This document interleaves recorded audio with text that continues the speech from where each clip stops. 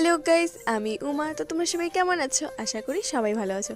তো আমি না আজকে যাচ্ছি আমার একটা আদিবাসী ফ্রেন্ডের বিয়েতে। তো ও আমার একদম ছোটোবেলার বান্ধবী আর কি।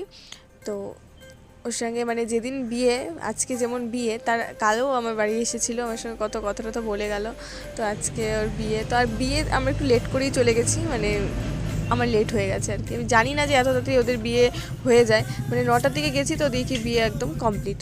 তো কিছুই দেখতে পেলাম না, ইচ্ছা ছিল দেখার। তো এ দেখো ওদের মধ্যে আবার কত কিছু এগুলো, মানে এরকমই, মানে আগে তো আমি কোনোদিন আদিবাসী বিয়ে মানে বিয়েতে যাইনি আর কি। তো ওই যখন দেখলাম এসব, মানে অন্য কী কী রাখা আছে এরকমভাবে দেখিনি। তারপরে আর প্রচুর ভিড় ছিল, মানে অনেক ভিড় ছিল। আর এদিকে না দেখো, এসব গিফট যারা দিচ্ছে তারা নাম লিখিয়ে দিচ্ছে যে আমি গিফট দিয়েছি, আমার নাম লিখো।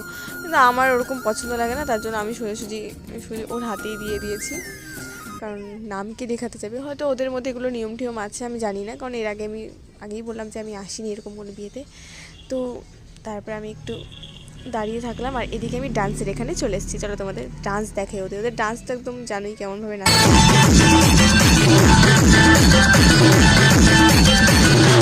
আর এদিকে আমি ডান্স দেখে খেতে বসে পড়লাম, আর এদিকে আমার বোন দাঁত কালাচ্ছিল।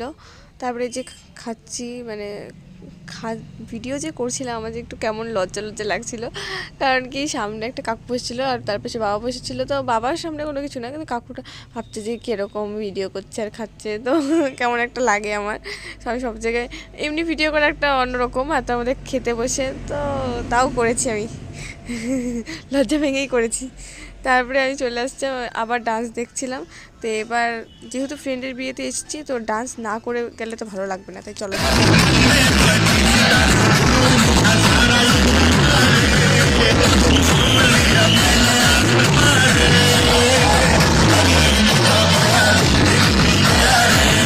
তো ব্যাস, আমার ডান্স করা হয়ে গেল।